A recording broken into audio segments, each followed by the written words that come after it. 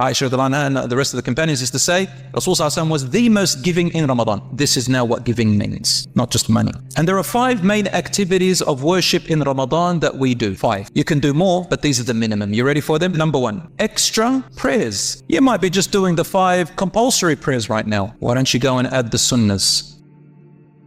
A lot of people ask me, in Ramadan fasting, are the good deeds multiplied? So instead of 1 in Ramadan, is it like 1,000? So let's say I tell the truth. Allah gives you a good deed. Does that mean in Ramadan I get 1,000 good deeds, for example? If I pray Salat, Dhuhr, in Ramadan, if I pray Salat al-Dhuhr, that same Salat, if it is equal to 27, is it now equal to 207? What does it mean? The answer to that, brothers and sisters, is this. Throughout the entire year, Allah subhanahu wa ta'ala always multiplies in number your good deeds. You can do it any time of the year, not just in Ramadan. Whether in Ramadan or outside of Ramadan, Allah looks at your intentions, looks at your sincerity, looks at how well you performed that good deed, and He will give each individual based on what they deserve and multiply it. So it could be for me, that 1 salat I did yesterday could equal 100. For the brother over here, that same salat could equal 1,000. Allah looks into our hearts and how well we did it, and He multiplies for people differently. Could be a small deed that I do, it could be a big deed that I do, and a small deed this brother does.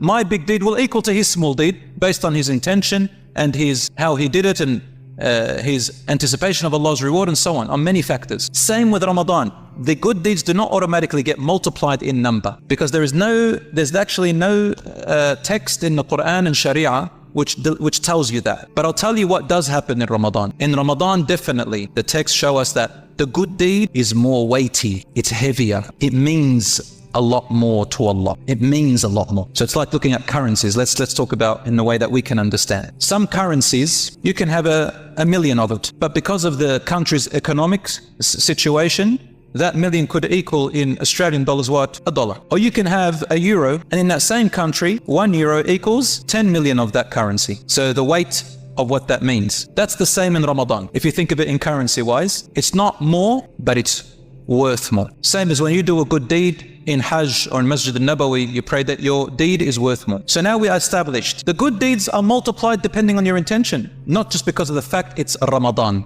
not because of the fact that it's Ramadan. You could do a good deed and you're not really looking forward to Ramadan. You're not really anticipating the reward in Iman. That good deed means it doesn't really have much weight. So if the good deeds are more serious and weighty and have more value, then the sins also are more serious. Did you know there are people who enter Ramadan and exit Ramadan, and their entire sins are forgiven, and their iman is higher, and the value of their deeds is heavier than the mountains and the skies put together? And some of them, they enter Ramadan, and guess what happens to them? It becomes a cause for them to enter hellfire or get closer to hellfire. Wal-'iyadhu billah. You either go this way or that way. Which one do you want? It's a pathway for both. Some people use Ramadan and they do every major sin, and they waste their time and they go and do all sorts of terrible things, especially after Taraweeh. They think they can let their hair down, and they spend it in places that earn them more haram and more sins. You think to yourself, well, what has this person really done for his Ramadan or her Ramadan? Also, the good deeds, the sins are not multiplied any time during the year. So the sins are not multiplied, the good deeds are not multiplied. The good deeds are heavier in value, and the sins are heavier in seriousness. Let's look at some virtues. The Prophet ﷺ was the most giving in Ramadan. And giving does not only mean money. Giving means from anything of yourself. Your time, your goodness, your kindness, your care, your forgiveness, your mercy, your service, your smile, your attention to someone, your bringing of happiness to someone, helping someone relieve their pain, their worries, their stress, being there for someone, sharing food, sharing goodness. You lend someone money, they're in strife, they say, please give me more time. You give them more time. All this is called giving. Also in worship, you do more salat, you do more Quran, you do more dhikr, you do more sadaqah, you do more dua. All of this is called giving. Rasul ﷺ كان أجود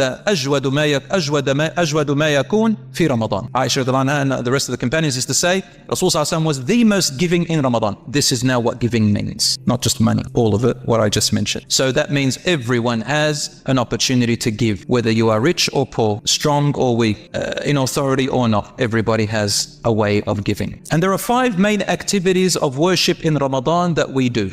5. You can do more, but these are the minimum. You ready for them? Number 1, extra prayers. You might be just doing the 5 compulsory prayers right now. Why don't you go and add the sunnahs? There are 12 sunnahs in the day that are unanimously agreed upon. If you follow a particular school of thought, the Hanafi, then there's also another 4 in their opinion doesn't matter. 4 before Asr, they say. So the sunnahs are 2 before Fajr, 4 before Dhuhr, 2 after Dhuhr, 2 after Maghrib, 2 after Isha. How many is that? 12. And 4 before the Asr is voluntary, at least. Add some voluntary salat. There is the Duha salat. The Duha salat, who knows where it's from? When is Duha salat? From when to when? Anyone know? When is Duha salat? Sunrise? Okay, it's called Duha, dawn. But when is it from? About 15 minutes after sunrise. Yep, till about 10 or 15 minutes before Dhuhr. That's correct. But all this time, we once did i'tikaf, and my friend said to me after Fajr and the sun had risen, he says, have you given sadaqah on behalf of all your joints of your body? I said, what? There's 360 something joints in my body that I give sadaqah. And then I remembered, he goes, your duha, have you prayed your duha? Because the Prophet ﷺ said every day a person should give a sadaqah, a good deed on behalf of every joint of their body. And he said 1 salat of the duha, 2 rak'ahs of the duha prayer covers all that, covers all that. Do extra dhikr. Dhikr is the second thing. Dhikr means the remembrance of Allah. I always say this, download an app called Fortresses of Muslim. You got so many dhikr words in there that you say in different times of the day. Increase them and say them. Number 3, and probably I should have put this as number 2, and that is reciting and living with the Quran. Ramadan is the month of the Quran. It is called Shahrul Quran. In Ramadan, Quran first was revealed. In Ramadan, in Laylatul Qadr, the night of power, the Quran was released from Lawh al-Mahfuz, the preserved tablet, and given to the angels, and then sent down to us bit by bit over 23 years. So the Quran was first revealed in Ramadan, and every Ramadan, Jibreel alayhi salam would descend and recite the Quran to the Prophet ﷺ and get him to recite it so he can listen to it. Test him. Every single Ramadan. Until the last Ramadan, Rasulullah lived, and he said, I see my death nearing. For Jibreel had never recited the Quran to me in Ramadan more than once except now. He recited to him twice to make sure.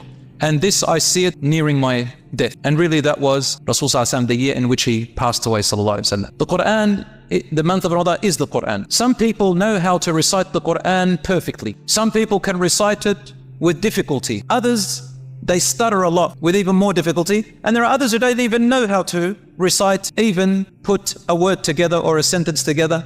And some of them don't know at all. So every person at their level. Here's what I'm going to advise you, brothers and sisters. Those who recite it very well, you are expected to finish the Quran at least once during Ramadan. Those who recite it somewhat well, try to get to the whole of it if you can. Those who cannot, for various reasons, try your best, aim for certain surahs or chapters to finish. Those who struggle with it, do whatever you can. The Prophet, peace be upon him, said, the person who recites the Quran and finds it and struggles with reciting it, they have double the normal reward because of your effort. And this is an encouragement to learn how to read the Quran better. As for those who are, say, new to Islam, don't know Arabic, they haven't had the opportunity, again, you are not out of the picture. You can memorize even Al-Fatiha and recite that by heart. If you know a short surah, recite it by heart. If you recite Qul Huwallahu Ahad 3 times, it equals the entire Quran, for example. So recite what you can.